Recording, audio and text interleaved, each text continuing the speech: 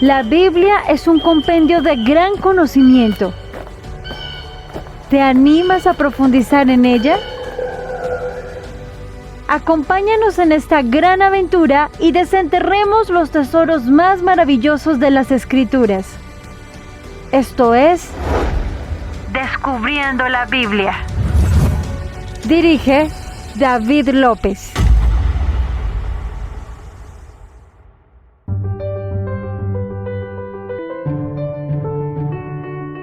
Hoy, en Descubriendo la Biblia, la tribu que se convirtió en reino. En el episodio anterior habíamos hablado sobre cómo Judá, el hijo de Jacob, había tomado unas cuantas decisiones erróneas. Decisiones como ir a la tierra de Canaán y tomar mujer pagana para sí, y fuera de eso, hizo luego una promesa falsa, al no entregarle a Tamar su nuera como esposa, para posteriormente condenarla a la hoguera por una supuesta injuria de fornicación, cosa que no era cierto. A pesar de estas decisiones, Judá y su tribu recibirían su recompensa. Pero surge una pregunta. ¿Cuál fue esa recompensa?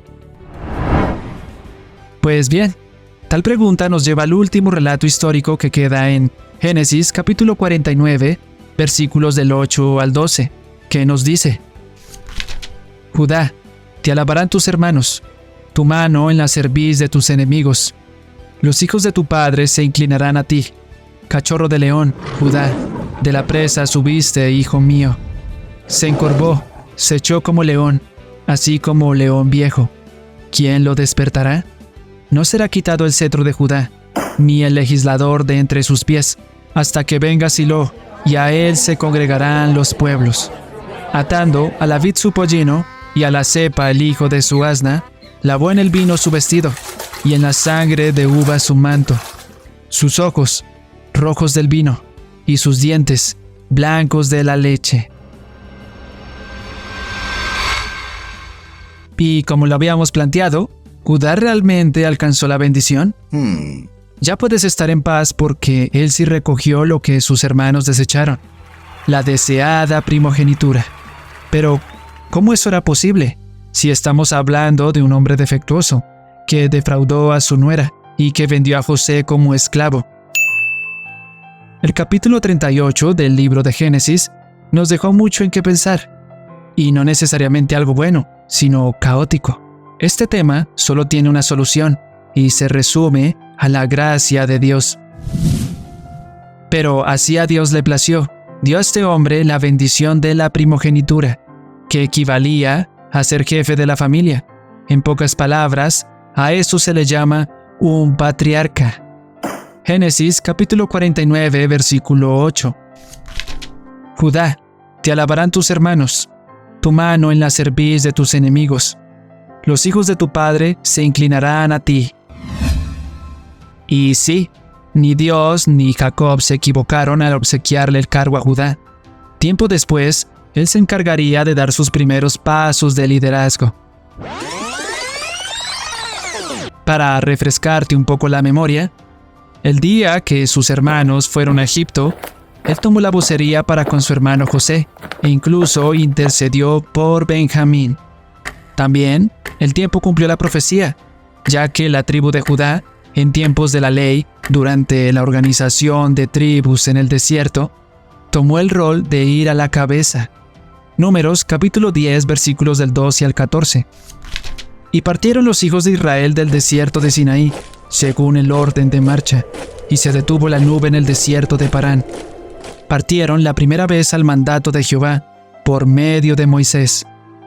La bandera del campamento de los hijos de Judá comenzó a marchar primero, por sus ejércitos, y Naasón, hijo de Aminadab, estaba sobre su cuerpo de ejército.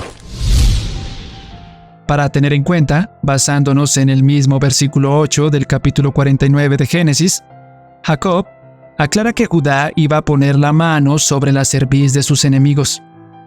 Esto sí tuvo su cumplimiento en tiempos de David y Salomón, cuyos reinados conquistaron fronteras y se expandieron, así como está escrito en 2 de Samuel, capítulo 22, versículos del 40 al 41. Pues me ceñiste de fuerzas para la pelea. Has humillado mis enemigos debajo de mí, y has hecho que mis enemigos me vuelvan las espaldas, para que yo destruyese a los que me aborrecen. En el versículo 9 hay algo muy interesante. Si escuchaste muy bien, Jacob hace hincapié cuando expresa lo siguiente: cachorro de león. Esto da a entender que Dios había elegido a Judá para que, de sus descendientes, surgiera el linaje de Israel y, sobre todo, el Mesías, Jesucristo, a quien se le conoce como el León de Judá. Apocalipsis capítulo 5, versículo 5. Y uno de los ancianos me dijo: no llores. He aquí que el león de la tribu de Judá, la raíz de David, ha vencido para abrir el libro y desatar sus 7 sellos. Continuando con el tema del versículo 10, nos explica que el cetro no se apartará de Judá, ni la vara de gobernante hasta que venga Silo. Los acontecimientos que rodearon a Judá durante su trayectoria dan un gran salto a la profecía de autoridad y liderazgo, que demoró unos 640 años en cumplirse, hasta la llegada de David, el primer rey que saldría de la genealogía de Judá. Llegando casi al final del versículo 10, se hace referencia a que en determinado tiempo vendría Silo, un epíteto que significa Mesías. Tardó unos 1600 años en cumplirse esta otra parte de la profecía.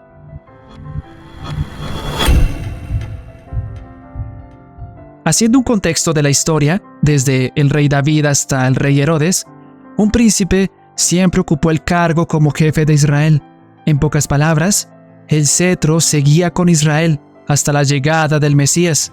Sin embargo, bajo el gobierno de Herodes, Israel cayó bajo hegemonía de los romanos, y los rabinos de la época entraron en confusión. Al parecer, este era el último avistamiento del cetro sobre Israel. Pero lo que es de Dios y se cumple. Para esos días, andaba ya Jesús en la tierra. El cetro nunca se apartó. Ahora venía el Rey de Reyes a morir por nuestros pecados, una vez y para siempre. Esta profecía puede tener doble cumplimiento. El primer cumplimiento, que ya lo acabamos de nombrar, es el de Jesús entre nosotros, y el segundo es para los tiempos finales, donde el león de la tribu de Judá viene a traer paz y tranquilidad a los moradores de la tierra, en su infalible reino. Romanos capítulo 15, versículo 12. Y otra vez dice Isaías: estará la raíz de Isaí y el que se levantará a regir los gentiles. Los gentiles esperarán en él. Llegamos al final de la bendición en los versículos 11 y 12 del capítulo 49 de Génesis, que nos dice: atando a la vid su pollino, y a la cepa el hijo de su asna. Lavó en el vino su vestido, y en la sangre de uvas su manto. Sus ojos, rojos del vino, y sus dientes, blancos de la leche. Este interesante lenguaje que usa Jacob nos lleva a pensar sobre la abundancia que iba a tener en su momento la tierra, en la que iba a estar la tribu de Judá. Tanto así que, llegando un burro, o como nos lo narra la escritura, un pollino, a ser atado a una vid, éste comería de él a causa de la abundancia. El vino sería tan abundante como el agua. También se interpreta que este pasaje nos habla de Cristo, haciendo su entrada a Jerusalén, cabalgando sobre un asno, y haciendo una absoluta referencia al Mesías, que iba a morir por nosotros, lavando en el vino su vestido, es decir, su sangre. Pero cuando Cristo se manifieste por segunda vez, sus vestidos serán rojos, cuando venga a juzgar al mundo. Isaías, capítulo 63, versículo 2. ¿Por qué está rojo tu vestido y tus ropas como del que ha pisado en lagar?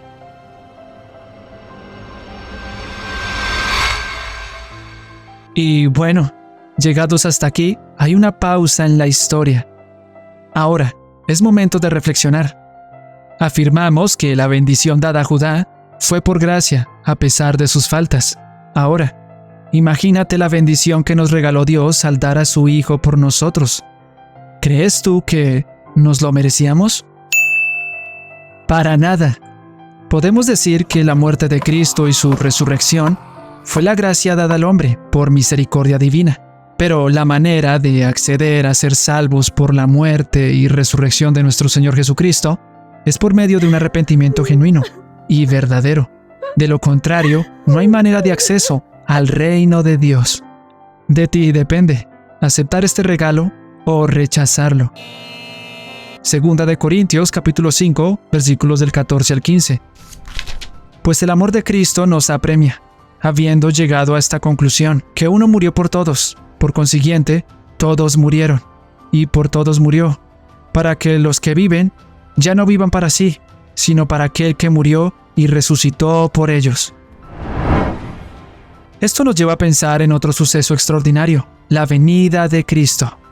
La venida de Cristo es otra de sus muchas esperanzas para la humanidad, ya que por medio de este acontecimiento traerá juicio, pero así también redención para aquellos que crean en Él y se arrepientan. ¿Estás preparado para ese día? Apocalipsis capítulo 22 versículo 12. Miren que vengo pronto. Traigo conmigo mi recompensa y le pagaré a cada uno según lo que haya hecho. Te dejo con esta frase. La preparación espiritual de una persona para esperar a Cristo no va de solas intenciones, sino en compañía de hechos. Si recuerdas muy bien el tema antes de la reflexión que acabo de darte, se nos relata las palabras de Jacob sobre sus hijos. Se nos cuenta cómo su familia terminó residiendo en Egipto, y también leemos allí la muerte de Jacob y la de algunos de sus hijos, llegando esa generación a su fin. Se dice que Judá nació en el año 2196 a.C. y muere a sus 119 años. Desde ese momento, se abre el telón a la historia del comienzo de la tribu y el ascenso de un reino. Pero esto no acaba aún.